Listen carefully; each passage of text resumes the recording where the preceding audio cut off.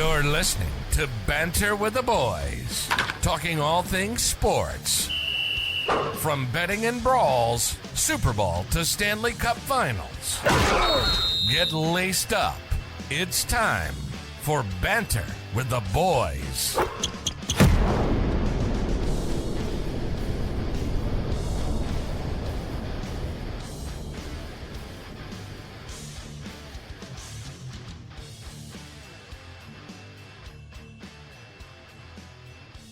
Hello, everybody, and welcome back to another episode of Rinkside Chirps. I am your host, Kevin, and this week we've got my main man, Smeltzy, buddy. How are you? Dude, Kev, I'm tired, bro. I'm tired. I know. I had the, how old is he? Yeah, one. He just turned 1 in November, my nephew yesterday, and, like, mad respect to just parents everywhere because I got to give him back. We watched him for 12 hours, but dude, I'm dead, dude. So just mad, like, shout out to parents out there, mad respect. Absolutely. Just the crying at the drop of nothing, dude. It's just nuts. Yep. It goes on and on for sure. I know that. No doubt. But good deal. Well, welcome back, everybody. Again, this is Banter with the Boys, Rinkside Chirps. Starting off, we're doing this whole episode as kind of a collective update on the Minnesota Wild and their season thus far.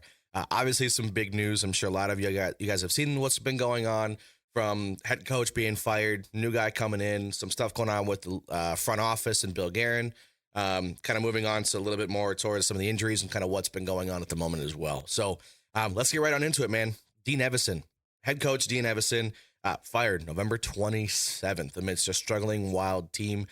First 19 games, 5, 10, and 4.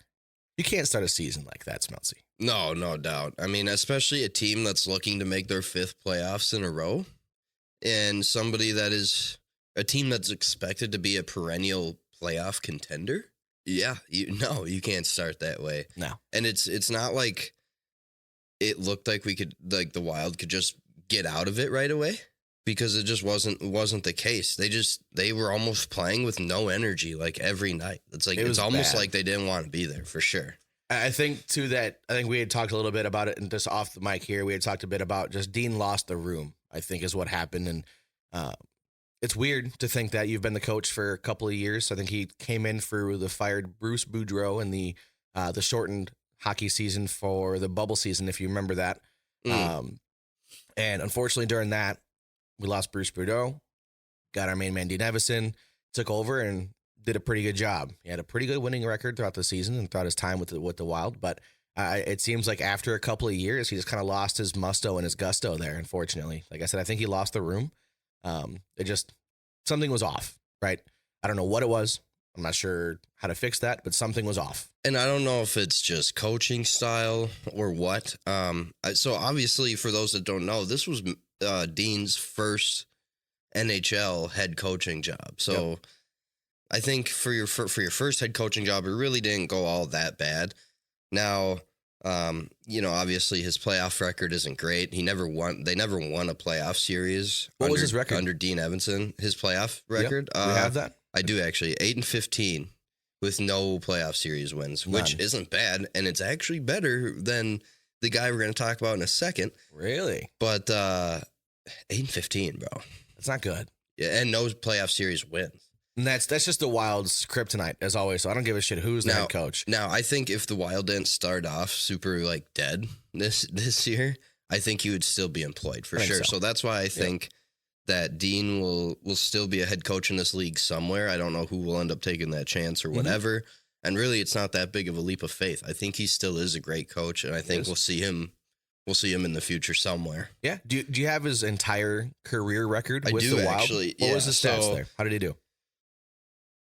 Yeah, so let's see.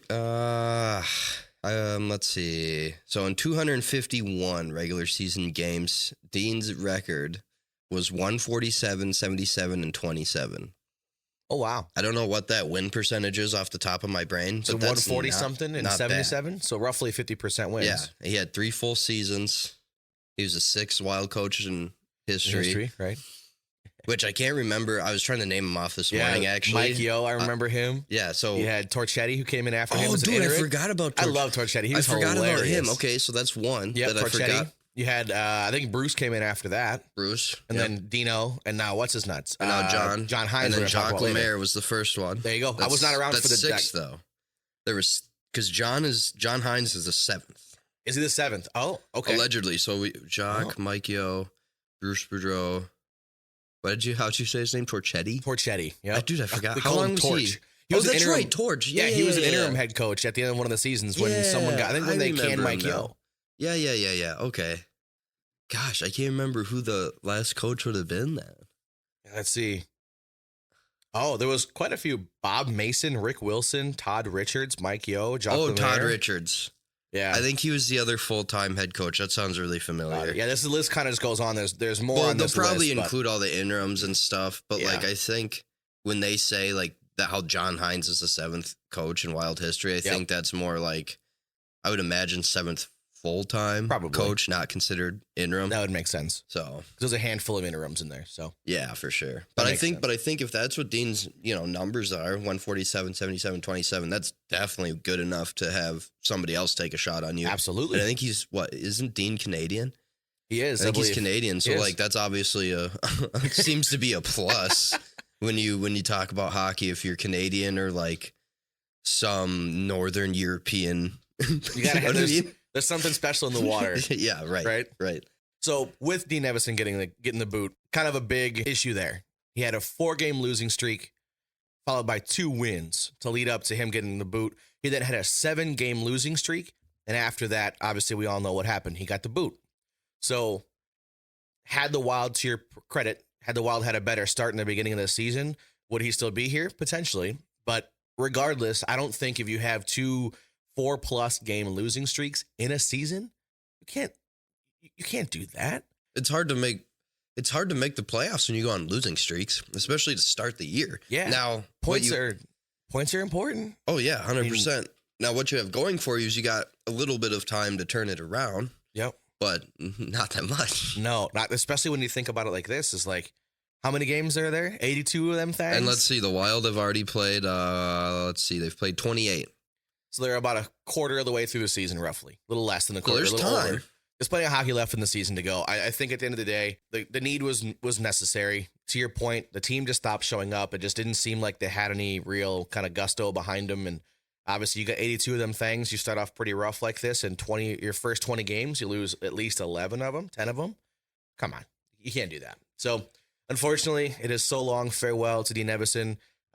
Dean's I think to your point, I think Dean's an awesome guy, awesome coach. I liked his style. I liked him personally, but we'll see where he goes next. Moving right along to Dean Evason's replacement, new head coach John Hines, formerly from the Predators. He's with the Wild. I did tweet at Michael Russo this morning. This is hot off the presses, Smeltzy. Damn. Hot news. Hot off the press. Literally an hour ago. 9:32, it is 10:36. An hour and 4 minutes ago, from Russo's mouth directly, I asked him what the details of John Hines' contract were. Because you and I were a little bit confused as to how 100%. it was announced. Yeah. Was he taking over Dean's contract? Which just is about finishing the year? What? Yep. Yeah. What were the details? So Russo stated directly he signed a multi-year deal. First year is cost shared between Wild and Predators, or Wild assume the contract. It depends on what the teams negotiated. So with that being said, he did sign a multi-year deal. So he's not interim. So Russo he's doesn't here. quite know for sure himself. It's kind of hush-hush as far as like He might know. He might know the details. He does of not it. want to tell you. It just may not be public. I know Russo's a huge fan of the show. He doesn't want me to spill all the beans on our pod. He wants to save that for his own pod. Or when he comes on as a guest. That could be. Once again, requesting you to come on. Come on, Russo. Let's go. Dude, he would come on and shred us, though. Oh, yeah. It would be hilarious. But it'd be great, though. I mean, we'd make some good content. That's for sure. No doubt. But, yeah, so John Hines, multi-year deal. Not an interim head coach. He's here to stay. For how long? We don't know. It could be 2 years. Multi-year is more than one, so it could be 2. Could be 7. I doubt that's going to be that long, but who knows? Could be 2 or 3 years. I wonder if that information will end up coming out at some point here, like exactly how long he's here for. You know what I mean? Well, that and how much it's going to make as well. Because I think to your point of the contract stuff with him, he was making just a tad more or tad less than Dean Evason was. He was making just shy of $2 million a year on Dean's contract, and I believe that was the same thing that John was signed for with the Preds. was about $2 million a year. So as far as like dollars wise, obviously it doesn't hit the cap. It's about a wash. But with him being signed for a multi-year deal, how is that structured? Dang, NHL coaches are paid all right. That's not so bad. Well, I mean, hey, it's not terrible, but also you're the first one to get your ass chewed out if you're screwing something. No doubt. And we saw that happen. Dean gone. We definitely did. So yeah, want to give us a little bit of information on I just stats? wanted to touch on John Hines a little bit. That's how you say his last name, right? It is Hines. I believe it's Hines. Hynes there. Yeah. Okay. Well, he becomes a 7th head coach in Wild history. With that, what he's bringing to us, his career stats here. So, career 284, 254, and 63 for a win percentage of 524 in 601 regular season games in 8 seasons with the Preds and Devils. That's not super great. No, especially when you compare it to Dino's. No doubt. So, however, most of that garbage, I guess you could say, was with the Devils. Okay. He did make the playoffs with the Devils, I think, once or whatever when he was there. I think he was there for 4 years. It was 4 and 4. 4 with the Devils, 4 with the Preds, I believe. Oh, wow. Okay. It's consistent. Maybe he's got a 4-year deal with us. Probably. Right. So, yeah, he last coached for the Preds from 2020 to 2023. That record for the Preds, 134, 96, and 18 in 248. So not horrible, better. What was better that again? than the overall 134, 96, and 18. Okay. So he qualified for the playoffs 3 consecutive years with the Preds. They didn't do shit. His playoff record, this is the concerning part. It didn't get much better from Dean. His John Hines playoff record is 3-11. Oh. With that was just with the Preds. I didn't include the Devils just because it was so long ago. I just figured we'd take that sample size with the most recent. That's so rough. yes, they made the playoffs 3 consecutive years, but they in 2019, 2020 they lost to the fucking. Excuse me, sorry. This is how ridiculous this is. They lost to the Coyotes in the qualifying round of the playoffs when they did that little round robin thing. Yeah. I think that was a COVID deal or whatever. Yep, that was in the bubble season, I believe. So they only won 1 game against Arizona. The next year, they lost to Carolina, which the Canes, that's when they were starting to get hot, 2020, 2021. Sure. They're starting to get nasty. They won 2 games against the Canes. So they lost that series 4-2. And then the following year, they were swept by the Avs. Obviously, that was the Avs on the way to winning the Cup, I was going to say. And they were damn good that year. They were really good. So his playoff track record isn't super hot. No, nor was Dino's. Nor was Dino's. Right? So, I mean, I don't know. I like the move. I like what the Wild have done with him on our team so far, but I like the move to a new coach. This guy's got a lot more experience, a lot more tenure within the NHL as a head coach in comparison to Dean. Because the only reason why I think he really got fired is because they didn't make the playoffs last year. So in his year 4 of 4 for the Preds, they didn't make the playoffs. So their GM was like... And I think it was a new GM too. Barry Trotz, yeah. Something like which that, I think is former coach of the Capitals or something. God, I remember him behind a bench, I think. Oh. I might have to look that up because now I'm curious. But anyway, whatever. Comes in, cleans house. So fires everybody, huh? So, yeah. So he fired John Hines this May, I believe it was, this spring. I think so. And right then after the season was over. then former Wild player Andrew Burnett is actually now the head coach there. Wow. So I don't know. I guess we'll see, you know. He's you could say he's got a championship pedigree though. John Hines played for Boston University from like 93 to like 97, something like that, and they won the NCAA championship in 1995. So he knows what it takes to win at a high level. He's got the gusto behind him. He's got the experience there. So I like this. I like to see that he's here right now. I think we needed a change of pace. We need someone to win the room, right? His record's not the greatest. Granted, nor was Dino's in comparison to like his entire career. Dean, like I think we mentioned, was just almost 50% or something like that. It was pretty good. This guy was pretty rough. So like numbers there aren't the greatest, but looking at what they're doing right now, they're killing it. Knock on wood. Pro tip: we made a brand new desk here for the pod, made out of solid wood. So we'll knock on it. Yep, literally. All these superstitions we talk about for all the sports we talk about. John Hines, Wild is 7-2 with them right now. That's pretty sick. When you think about before Dean got here, they didn't have more than maybe a 2 or a 3 game win streak because they've only had 5 wins this season before he got here. So looking at the stats, pretty awesome. Fun fact, I went to the game yesterday. Shootout win against Vancouver, who had just shut us out a couple weeks prior. What an awesome game. making him. That would be a fun game to get to. Yeah, so much fun. We got plenty of free hockey, the right? shootout was kind of lame, I would say. Yeah, wasn't as good as the last one. Like, we'll take it. From both sides. They weren't really, nothing crazy, you know what I mean? No, you got a nice, I think it was Boldy who threw his first one in there. It was just kind of greasy up over the shoulder, just a quick one. But I digress. I'm happy with what the Wild are doing with John Hines. Looking at the record that Dino had, and then looking at the record that he's got, it's clear things have changed. Don't know what has changed, but something has changed while they're on again. Yeah, no doubt. You can just see the energy levels different on the ice. And that's what I mean when I was saying how, like, the energy seemed low or, like, almost non-existent. Yeah. To start the season. Dude, it looks way different. Even when we're losing games right now. So the last 10 were 7-3, which, so one of those wins might have came with Dean. I don't know. Mm-hmm. But last 10 were 7-3. Even those 3 losses, the energy level on the ice in those 3 losses is different. It's good. And it's immeasurable, right? It's just a thing that you notice. There's no meter somewhere for that. No. But it just the style of play and everything like that, it looks different. Yeah. It really does. We got to get our main guys rolling again. We need to get, as always, we got to get Kaprizov earning the money he's making. Boldy's come out like a bat out of hell. He's looking good. Kirill, his shootout yesterday, what the F, bro? Awful. He sailed Awful. it. I think it was backhand, but he sailed up it over dude. the top. Yeah, we were, and it wasn't even close. Like it didn't hit pipe. It didn't hit. It wasn't. All I heard was an a thud inch off or the two glass. above the net. All you heard was it smacking the glass. Yep. Like, are you kidding me? Yeah, our seats are directly behind that, and we're in the double tack zone, so we got to see it. It was awful. It looked clear as day, dude. He probably would have had him. So I don't know what's going on with Kirill. People are saying he's playing hurt.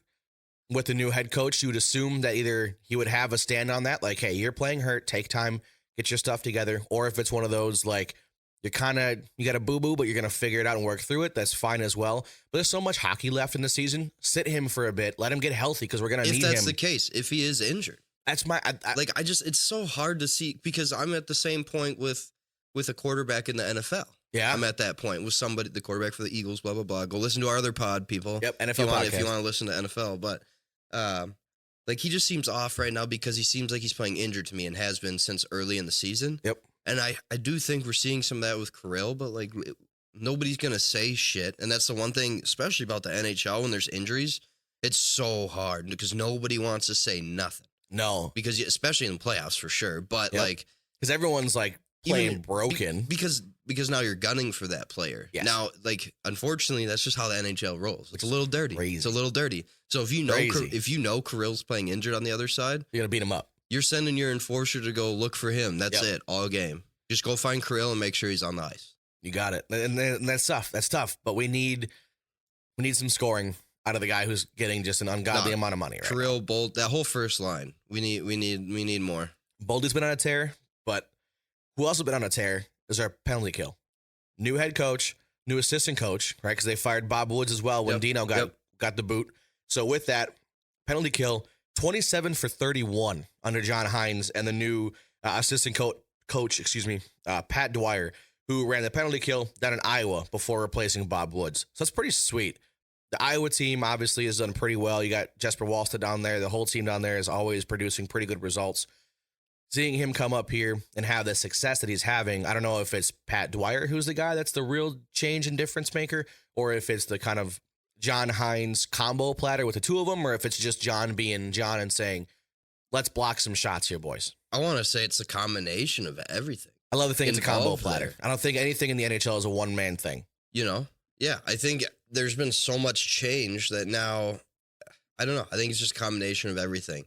I think Pat Dwyer's a big part of that, though. I agree. A big part of that, because Iowa has been fine for years. Yep. They do really well. And they, AHL, you never know who's going to be on your team the next year, truly. You might have an idea. Yep. But you really never know because it's just a revolving door. Literally. That's so crazy. Which is what it is.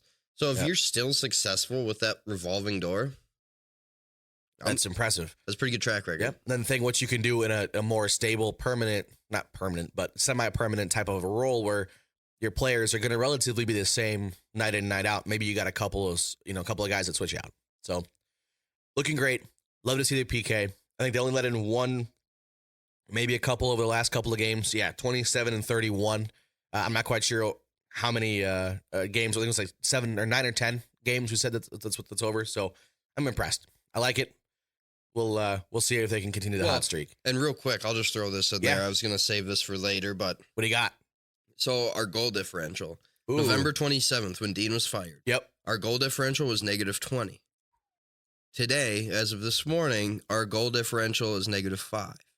That's an improvement. So we're That's a big scoring or difference. we're stopping goals. Both. I think it's it's a little both. bit of both. 100%, right? It's a little bit of both, and Yep. that just shows you a team that's completely changed. Yeah.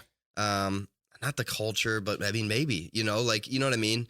Just I a think it completely is. different mindset. Yeah. To knock 5 goals off that, or I'm sorry, 15 goals off that goal A differential lot.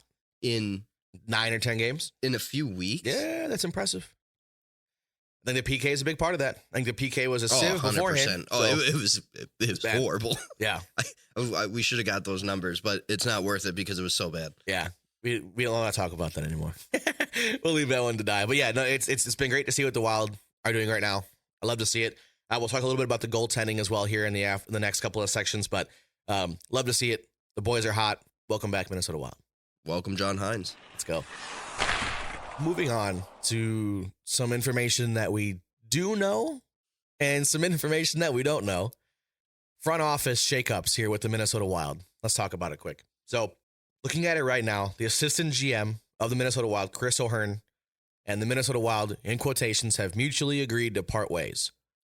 Smeltzy, what the hell does that mean? Nothing.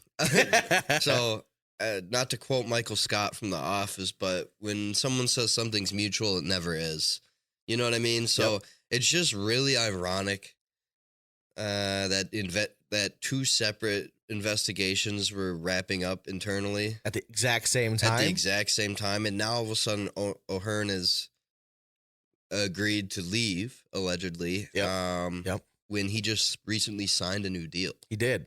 What was the term of that deal? Do we know? I have no idea. Okay. I have no idea, but he did recently sign a deal. I don't know if it was this spring or what, but so to say that this is kind of unexpected is true. I mean, so what the hell's going on? No idea. Allegedly people yelling at each other, and again, he might not be part of that, but why did he mutually agree to just dip out?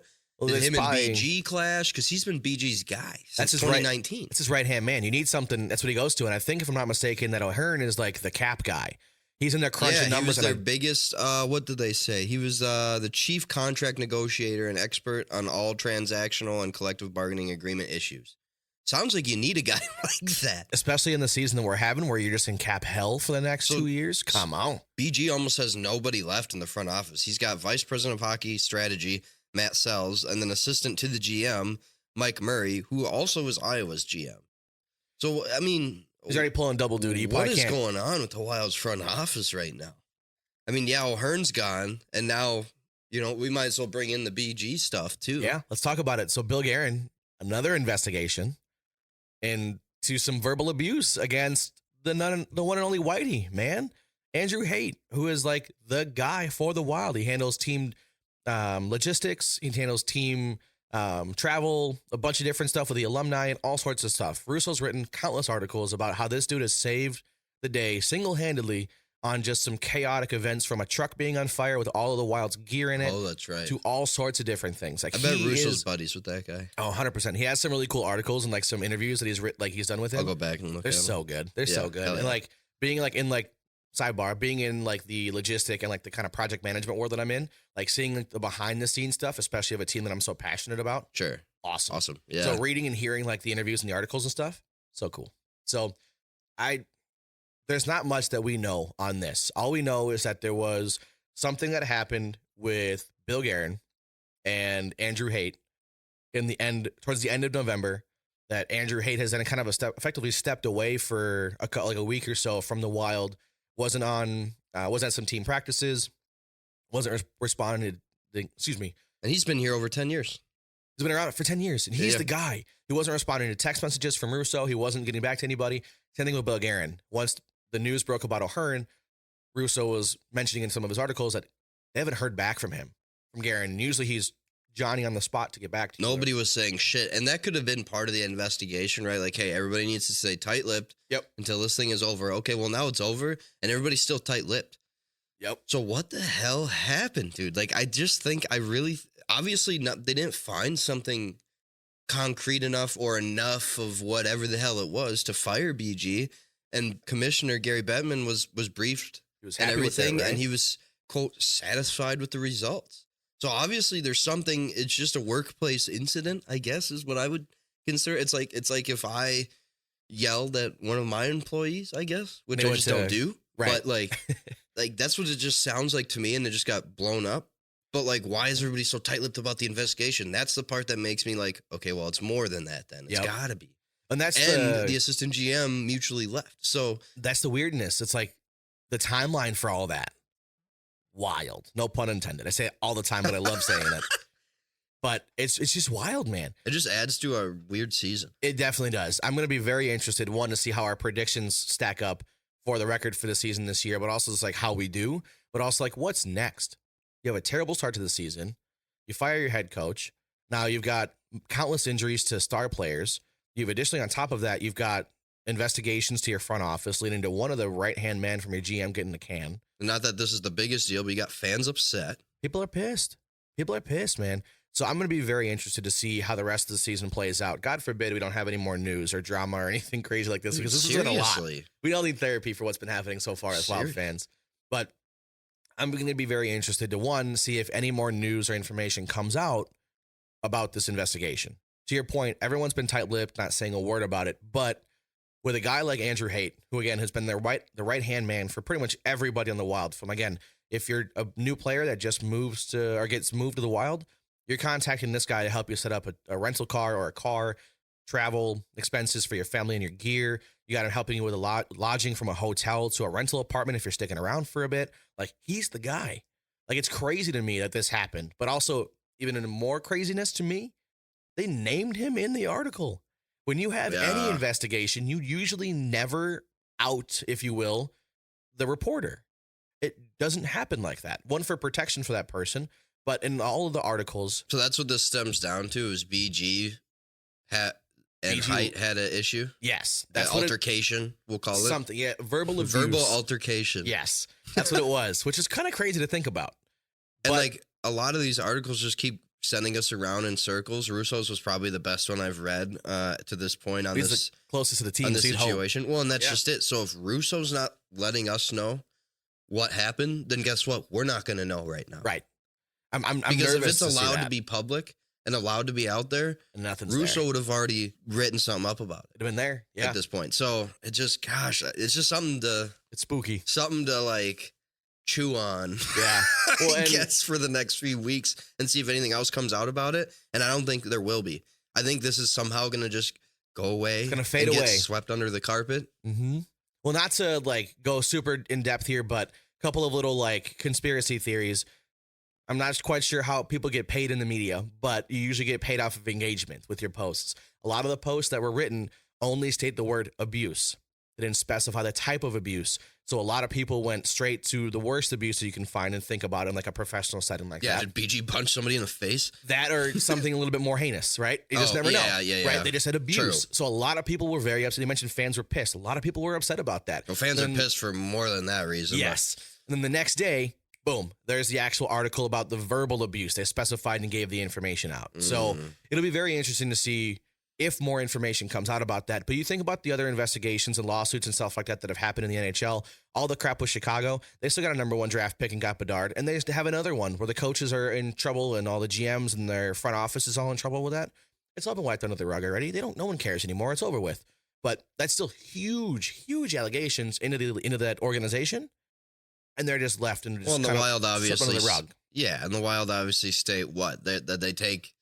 Workplace. What did they say exactly? They said something like, here it is. Got it. Quote, the Minnesota Wild takes its code of conduct. Again, this is from Russo's article on The Athletic.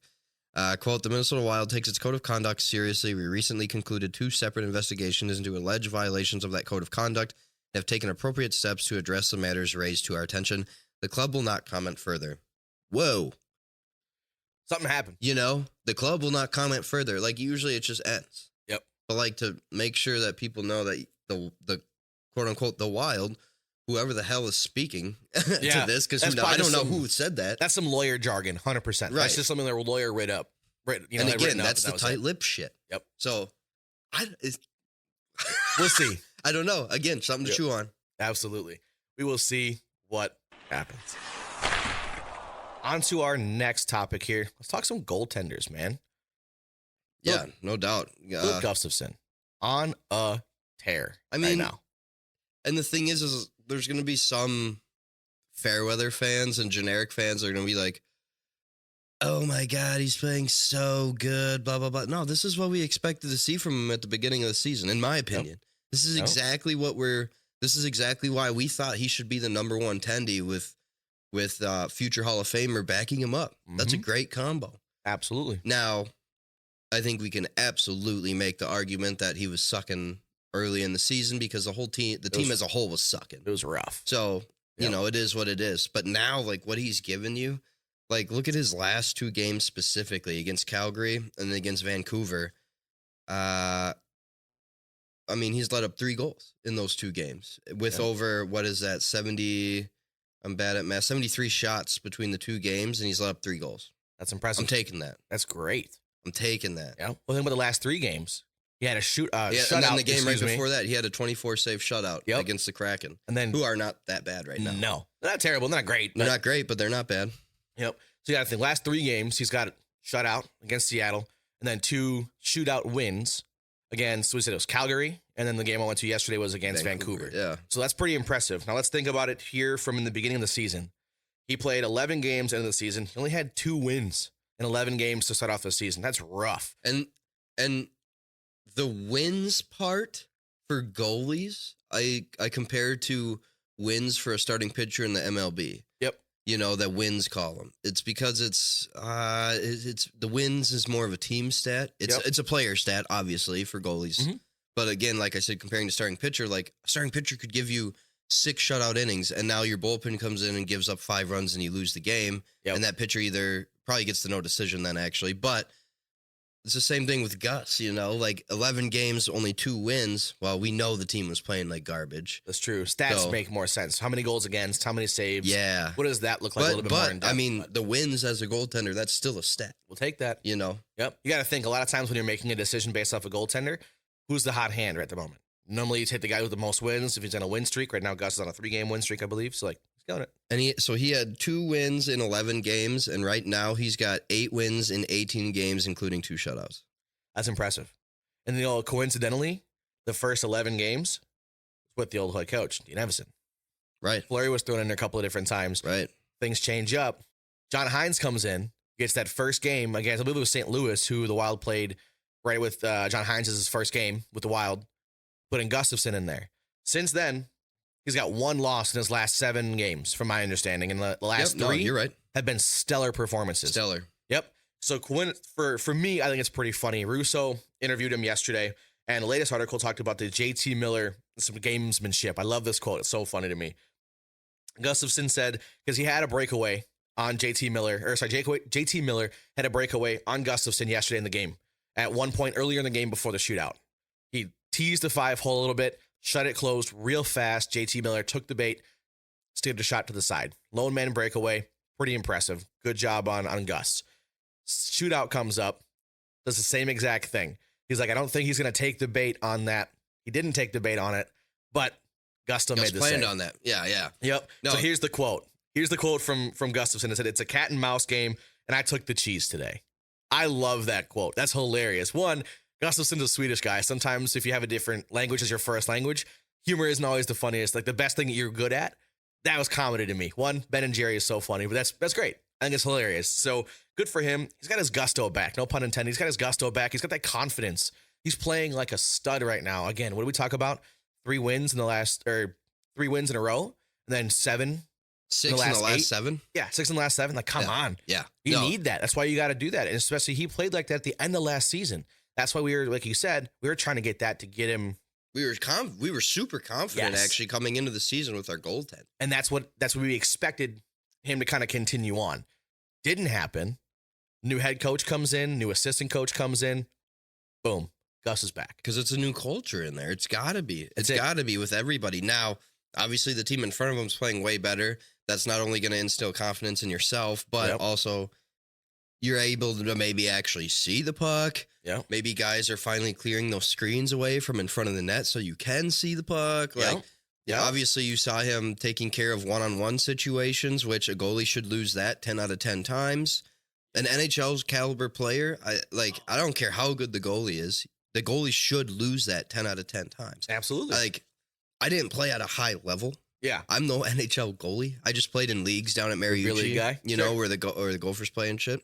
Yep. But when you're one-on-one, the player can do anything. Mm-hmm. You have to try to almost guess. It's not as much of a guessing game as it is in football with soccer and whatnot, where you, like on a penalty kick or whatever, you definitely have to guess as a goalkeeper. You got no in chance. soccer,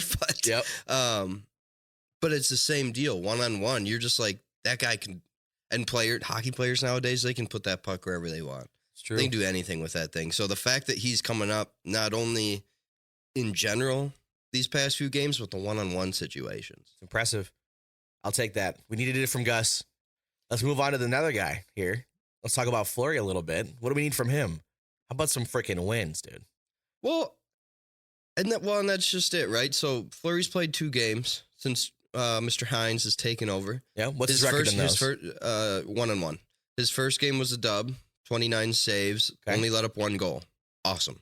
It's pretty good. I'll take 29 saves on 1 goal all day. That was against Chicago. That was against Chicago, yep. That's impressive. That's right. That's right. Was that the shootout where he tripped I can't remember. Bedard and threw? I can't remember. Okay. That might be right. That might be right.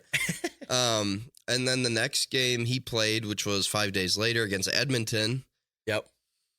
40 shots against, and he let up 4, which is still a 900 save percentage, which really isn't horrible. You're kind of looking for that more of that 920 to 930, 35, somewhere in there. But we took the L there. So I'd have to go back and look at those goals just to see whose fault that really is, if it was Fleury or whatever. Because early in the season, dude, I've never seen NHL goalies give up the types of goals Fleury was giving up. I mean, just basic wristers to your glove side. That should be, I don't know.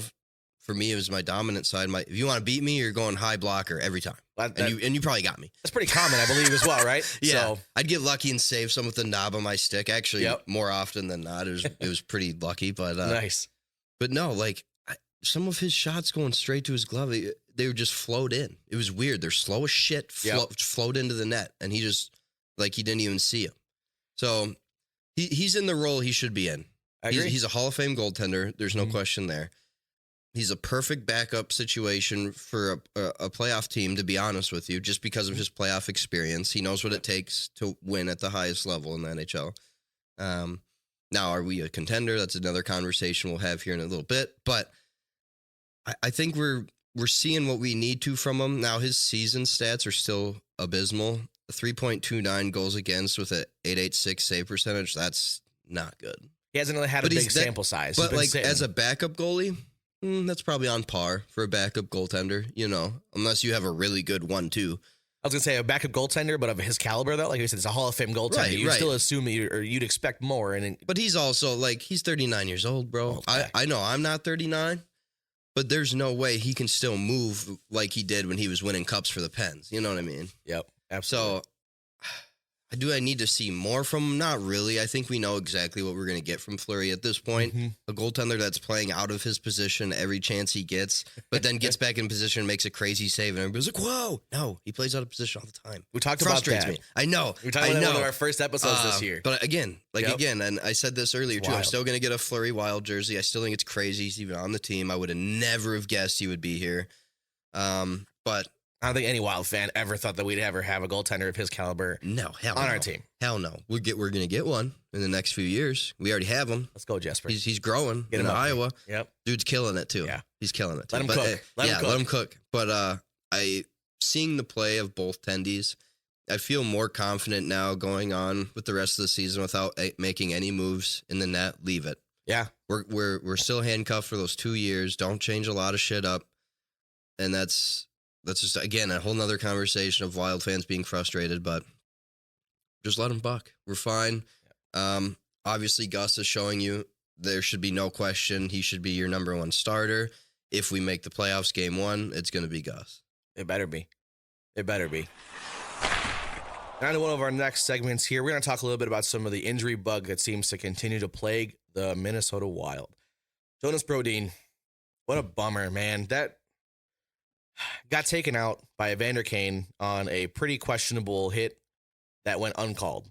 Obviously, all Wild fans will say every day of the week, that's a call that you got to call. Any Homer fan of any team would say that would be the case. Absolutely. I agree, obviously, again. I think it's a pretty brutal hit. Didn't really have the puck nearby. Gets his face scooshed up against the boards. At least a boarding call, if not a 5-minute in the game, or a 10-minute in a game, whatever you want to call it. I think that it's a rough hit. And obviously, he's hurt now. It's tough. He's one of your best defensemen, if not your best. You're probably your best defenseman. I would say he's our number one defenseman. And I mean, 23 minutes time on ice per game. I mean, you're losing that immediately like that. You know, that's not something that you can just plug and play anybody into. No. So now you're looking at N, which I'll just touch on it here real quick. Anyway, Spurgeon also day to day. So right now your defensive pairings are Middleton, Faber, Goligoski, Bogo, and John Merrill and Damon Hunt got called back up. That's an odd series of players for sure. But who's been a stud for us this season though, on the defensive side of things? Brock Faber. Yeah, no, I mean the kid's got it going on. I actually watched him. What was it? Was it the Calgary game? Yeah, I think a couple days ago or whatever. I watched him take a shot straight to his ankle. And I was like, oh no. I was like, for sure. I was like, dude, he could have broke that or something. Like, I mean, it was a rocket from the line right at your laces, right at the top. I was like, oh my god, that goes number one. Nope, still on the ice for the next puck drop. And I was like, oh, bet. Yep. So. No, I mean, Faber's shown us exactly what we were hoping for this year. So when you think about it, when Brodin and Spurgeon are healthy, now you add in Faber, now you add in Middleton, that's a decent top four. Top four is great. And now if you have a combination of Goligoski, Bogo, Merrill in that third pairing, I'd almost rather get Damon Hunt a little more involved than, say, Goligoski. I can't stand Goligoski. I know he's like a... If I'm not mistaken, I'm pretty sure he's like Minnesota tie. Yeah, he's a St. Paul guy, I think. But every time the dude's on the ice, it is a shit show if you're going to get a stupid, goofy penalty or not. Every time he's on the ice, I get nervous. However, I think he's only taken one penalty in the last couple of games since those two guys have been out, and it wasn't that egregious, and we didn't get a goal against, I don't think. And Goligoski does look a little bit different in a good way than he did earlier in the season. I will give him that. I think it's what happens when you get benched or scratched for a hot minute. You're like, shit, my career's on the line. Because this is probably his last stop. He's 38 years old. He's not great. So, I mean, he's probably going to retire playing for the hometown team. Which would make, it's what is that, a storybook ending kind of a thing to your career? So I get it.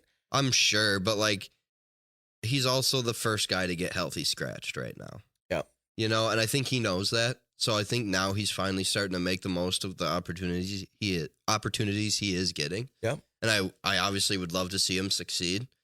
Right now, Goligoski in that second D-line pairing scares the hell out of me. Sketchy. I don't even like Bogo there, to be honest with you. Yep. So I don't know. I think that's still our weakest point on the team is our defense, but especially when we have our top guys injured. Yeah. Well, I think to your credit of that second line being scary and the third line being young, Brock Faber in the last 2 games has over 30 minutes of accumulated ice time. Now, let's put that into perspective. They both went into a shootout. So you get an extra 5 minutes of overtime play, in which the first game against Calgary, he was out there for probably almost 3 minutes, at least 3 or 4 minutes. Almost the whole thing. Right? Yeah. And then the shootout happens, right? Same thing for last night. So the first game, 2 games ago against Calgary, he had 30 minutes and like 8 seconds of ice time. The game last night, he had like 31 and a quarter, like 31 minutes, like 30 odd seconds. That's wild. Again, I love saying that, but it's true. Think about the numbers back from our cap hell guy, Ryan Suter. How many minutes was he playing a night?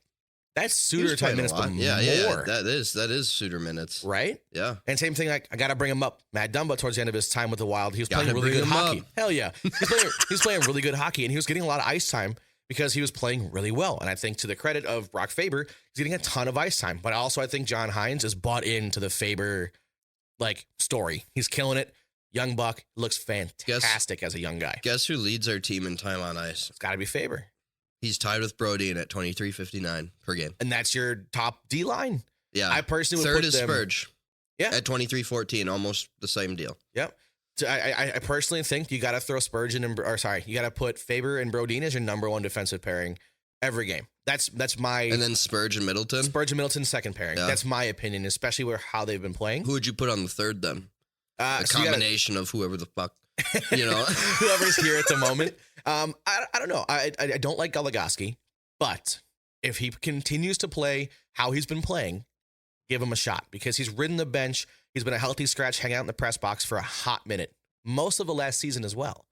Dean, if I'm not mistaken, he hated that guy or just did not like to play him because when he did play him, he made bonehead moves, and that's just what we got, right? So then he gets scratched and never really plays. But if the current second line, Goligoski and Bogo, if that's your third line, that's a bruiser. That makes me feel better. That's a big, beefy line. Like I don't like it as my second defensive pairing, but as my third. You put him out there to kill time. And then have Damon Hunt as my guy that would be fill in before John Merrill would be. Yep. I feel a little better about that. I'm not mad about it. So I think with the injuries right now, unfortunately, we're not quite sure when. I think Brodin is on the IR list right now, so he can't come back. Brodin's gone for January 2nd is when he's eligible to come back.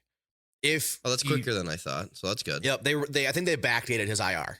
So I think that's why we get him back a little earlier. Oh, yeah. So, I read that. You're right. They did backdate his IR. Yep. So I don't know when. I believe it's January 2nd, I think is what they said. The first day, like he could be back. Yep, but he plays against Calgary again. Okay. Or not again, excuse me, but that game would be against Calgary. Yeah. So maybe if he doesn't come back for that, maybe he gets back by the 4th, January 4th against the Lightning. Who knows? Okay. Then Spurgeon, day to day. We don't know yet. We could see him tomorrow. We could see him Tuesday. We could see him at the end of the week. Who knows? I want to get Spurgeon back, but he's been hurt twice now. Both lower body injuries, too. Could he have aggravated the first injury he had in the end of the preseason? Maybe. They're obviously not going to specify. But if it was more serious, I feel like it'd be week to week, not day to day. Could very well be. You know what I mean? Could very well be. But I'm no doctor. Right. So I don't know. The injury bug yet again has plagued the Minnesota Wild, but step ups by some of the young bucks. Again, Brock Faber looking like a stud. I'm not upset about Merrill. I'm not upset about Damon Hunt. Again, Bogo's. He's there. We have Goligoski. We're getting what we knew we'd get out of Bogo. So yep. But the Wild have been winning without these two guys in the lineup, which I think is an incredible testament to what the Wild are actually capable of doing without their top two defensemen. I still think that Faber is up there as the second top.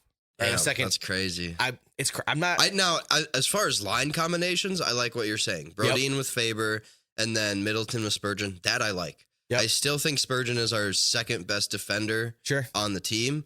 I think Brock Faber is our best offensive defenseman on the team. Sure. Kind of filling that Dumba void. Because the thing is, and I don't want to go heavy on Dumba because we always do. Yep. Because you're a Dumba lover. Diehard here. Diehard. That's better. Yeah. I didn't mean to say lover. But that's what Dumba would give you. He'd sit down in that Ovechkin slot on the power play, or all of a sudden he could carry the puck into the zone. Okay. I trust Faber carrying the puck into the zone. Absolutely. Brodin's smooth as shit. Mm-hmm. I don't trust Brodin as much carrying the puck into the zone, or Spurgeon, or literally anybody else on our defensive side. Just Faber. Yep. Otherwise, give it to somebody else. But I like having a guy like that, though, and that's why. Is Faber on our first power play? He is good. Mm-hmm. I was gonna say that's good. No, I'm cool with Faber being where he is for sure. We'll see what happens. Obviously, again, we might get Spurgeon back here pretty quick. And then I would believe there's a holiday break coming up here in the next couple of weeks around Christmas time. And then you got New Year coming up as well. So maybe might be maybe it'll be a few games, let me rephrase. And so we get Brodin back by the 2nd, less than a few weeks. We'll see what happens. All right, Smeltzy, we're at the last segment of this episode. I know everyone's sad. I'm sorry. Catch us in the next one. But before we go, talk a little bit about what's happening with the Wild right now and where we're going to be going here in the near future. Yeah, I mean, like we've already touched on the last 10, they are 7-3 on a 3-game winning streak right now. That's an impressive 3-game winning streak as well. No doubt, no doubt. And they play tomorrow, and then they play Tuesday as well, right? Yep. Yeah, so back to backs. They got who was it? I think it's Pittsburgh and Boston. Yeah. Ooh. Penguins and Bruins back to back. That's going to be a rough game. That'll be a little tough. Pittsburgh's kind of having a season like us. They don't really know what the heck's going on over there, and we don't either. So I think that's winnable. Who's the next game? Sorry, Tuesday was what? Boston Bruins. That'll be tough. That's one of the better teams in the league. But if we can, even if we lose against the Bruins, if it's 2-1, 3-2, that makes me feel a lot better than where we were at the beginning of the season. Yeah, I agree. If we can even get a point out of that, it'd be cool. Because the last 2 games, we've gone into overtime and shootouts. So, I mean, if we can kind of continue that on, just scrounging up a point somewhere, and then obviously if we get the dub, even better. Better than 0 points. I'll take that.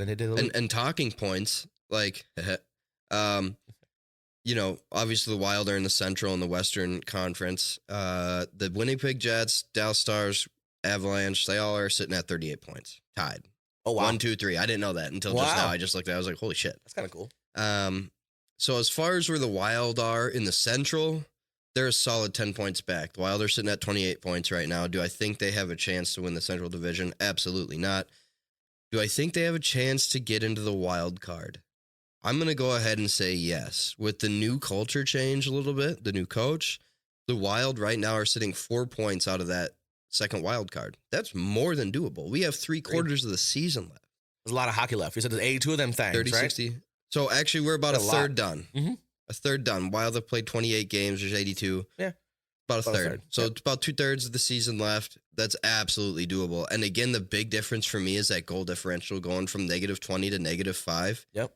Oh, we're trending in the right direction all of a sudden. We got to keep that momentum. My worry, knock on our beautiful desk here, knock on wood, is that we don't let this flutter out, right? New coach, new stuff going on, new culture. Guys are, locker rooms buzzing. They have I'm not sure if you've seen the videos, but they have that mid-arm, the medieval helmet. Versus before they used to have the kayaking helmet and they had a cowboy hat and some other different stuff. In the past, yeah. You pass along the bucket or whatever. They have this medieval helmet. Again, every team has their goofy little nuances and stuff like that. I just hope that they can continue and keep the mojo going. I don't want this to flutter out and 2 games from now we just get our behinds kicked and we're right back in the same place. Knock on wood here. Yeah. But I want us to keep this up because if we do, I think we 100% have a chance at the wild card spot. Oh, yeah, for sure. And who's in that wild card spot right now? Coyotes. They're not staying there. No. The Blues would take that spot, or the Flames would take that spot before the Coyotes will. So, I mean, or the Kraken. Kraken are tied with us at 28 points. We just shut them out a couple of games ago. Yeah. So, So we're improving, for sure. There's room. I think, again, that's a testament to what's happening with the leadership in the group. So you were at the game yesterday. I was. How's the energy in the building fan wise? I mean, is it as normal as it is? Craziness. Everybody's lit. Transparently, we obviously always have a few drinks before we get there and whatnot, and just kind of how the games go. So we had a couple of drinky poos with all 6 of us that went. It was good, except for my brother-in-law who did not have any because he's underage. But we had a great time. The energy in the building was electric. It was a matinee Saturday game, 1 p.m. Packed start. House. Packed house. I don't know if it was loud or not. I didn't see the Staten, the big jumbotron, but they had the shirt guy back. Are you familiar with the shirt guy at the Wild games? He's a paid dude who the Wild and other hockey teams and the sports teams, I believe, pay to be a hype man. But his shtick is wearing a goofy set of pants and 11 or 12 of the team's shirts. They'll put him randomly in the crowd somewhere, and then all of a sudden they'll do one of those get up and dance segments. They'll show a couple of fans, and they'll show this dude, and he'll get up and he'll go nuts. Dude, I don't think I've seen that guy. What the heck? Man, I love watching this guy. I call him just a shirt guy because he'll get up and they'll play some super hardcore rock anthem or whatever, and then he'll get up and he'll just get the whole crowd going and just get the energy going. Then his thing is he'll rip off a shirt. I was gonna say if he's got 11 shirts on, I'm assuming he starts ripping them off. Yep, he rips them off. He's in one section. He'll throw them to somebody. He'll stand up on the railing in the middle of the aisle where you walk up and on the stairs. He'll get up there. He'll get the whole crowd pumped up and going. So for the energy in the building for a 1:00 game when the Vikings were playing at noon that day, who also lost, it was awesome. I don't want to talk about that, but yeah. Sorry. But the Wild won. Energy in the building was electric. It was awesome. If you want to hear me talk about Vikings, tune in in 2 days. Literally. Yep. We'll Thursday talk about mornings. that too. But yeah, no. And then the DJ, whoever the hell the Wild hired a DJ, dude, that dude's killer. He's good, all man. game, dude. Yep. So no, it's good to hear that. I haven't been to a Wild game yet this year, so that's why I was curious where the energy level is. That was their first in the stands. First one. Yeah. Because that matters. That matters, especially when you're a struggling team. Yes. And a Wild team that sold out for 15 years in a row and now haven't been. Yep. Don't get me wrong, it's still packed in there, but it's just a little less. I think amped. Minnesota fans are just sick of mediocrity and they're sick of losing and they're sick of first round exits, which is what the Wild are considered around the league. If there's other podcasts we could call for the Canucks or the the Blues or something, I guarantee you that they're like, oh, the Wild are a perennial playoff team, but that's it. They don't do shit in the playoffs, and they're totally right. They're totally right. So that's something that just has to change. So again, that's why like seeing us struggling, I was curious of the energy in the building. Granted, now again 7-3 in the last 10. So let's just keep going up. Let's just keep trending up. Let's keep riding that roller coaster. I hope it continues. Obviously, there's a roller coaster for a reason. There's going to be dips in the season, but it's all about how you handle those dips. And I believe we played against, I think it was Vancouver a few weeks ago, and that was our first shutout against us with John Hines as the head coach. And he even said in an article with Athletic again that we're going to learn from this. And they haven't gotten beat like that since. So, and John Hines is still learning who the hell his players are. That's true. He did say in the first game. He's been here, 9 games, 10 games? Those numbers. Yeah. So he probably doesn't even, he's still learning now. Eventually, that's no longer an excuse. Yep. But, like, he's still got to figure out who does what the best. Yeah. You know what I mean? Because he hasn't been coaching, as far as we know, since May. Had a little hiatus, kind of, So until he kind of gets back in the full swing of things, I'm happy where we are. I agree. I think with him, I think that's also why Goligoski's getting such a good shot right now, because he hasn't really been around to see any of the goof ups potentially. Maybe he's gone back and watched some film or whatever, but like you're going to get what you get. And I think with a lot of the head coaches, if you're a new coach, you're going to put who's the hot hand out there. You're going to put the guys who are putting in the effort, making that, making the effort, right? You're going to put the guys out there who are trying. Well, and if you're going to play well for the new coach, that just moves you up his personal list. Agreed. You're going to get rewarded usually for that, right? I agree. I'm hoping that things continue to go the way that they are. It is a roller coaster, but it's all about how you handle the dips and the elevation of the roller coaster. We're on a good high right now. Hopefully we keep it going. But with that said, man, this has been an awesome episode. I really do appreciate your time, man. With that said, that's all we got for this one this week, everybody. Thank you so much for tuning in. Smeltzy, appreciate you being flexible and coming in, man. No doubt. I love coming in. I will try to get maybe a wild pod out a little quicker than we did this time, but all you Vikings fans, too, tune into the NFL pod. Any NFL fans, tune in to the NFL pod. You guys cover multiple games and all sorts of good stuff. So with that said, this has been Rinkside Chirps with Banter with the Boys. I've been Kevin. That's been Smeltzy. Make sure you like, comment, follow, and subscribe. We're pretty heavy on YouTube and Spotify right now, so make sure you check us out on both of those. And boys, we'll catch you in the next one. Go take some slappers. Don't forget to follow, like, and subscribe.